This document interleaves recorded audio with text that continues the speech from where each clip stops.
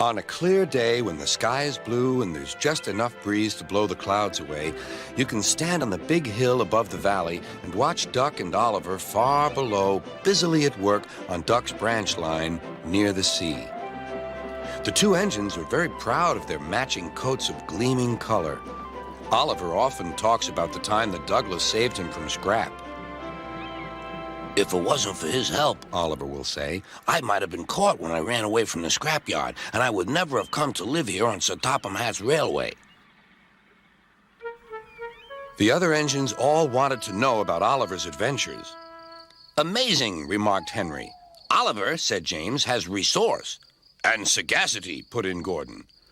What does that mean, whispered Percy. I think, replied Thomas, it's about being clever and wise.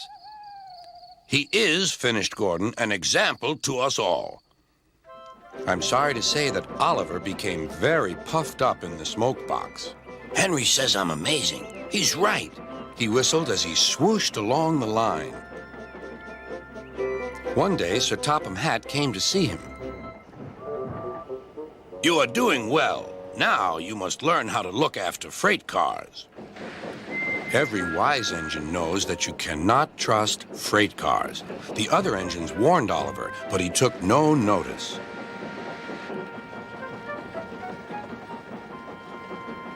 You think I can't manage, he said huffily. Gordon knows better. He says I'm sagacious. You may be good gracious or whatever you call it, but cars can be troublesome, and... Say no more, Duck, interrupted Donald. It's a pity, but the wee engine will just have to learn for himself. Oliver pulled some loaded cars to a siding and pushed the empties to the chute.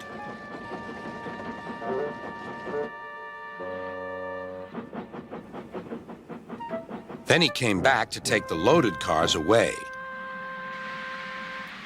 But they were comfortable and didn't want to move. What right has he to poke his funnel in here? We want Duck. Or Donald. Or Douglas. Look sharp, puffed Oliver. That's not the way to speak, hissed the cars. We'll get even. Oliver heard nothing. The cars moved smoothly at first, then suddenly Oliver felt them push forward. His driver applied the brakes, but they were useless against the surging cars. On, yelled the cars. Oliver fought hard, but still they forced him on and on.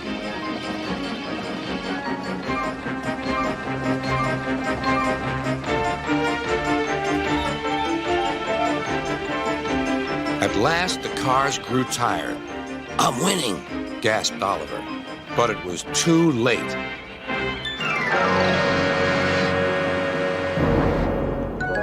Oliver lay bruised and bemused, bunker down in the turntable well.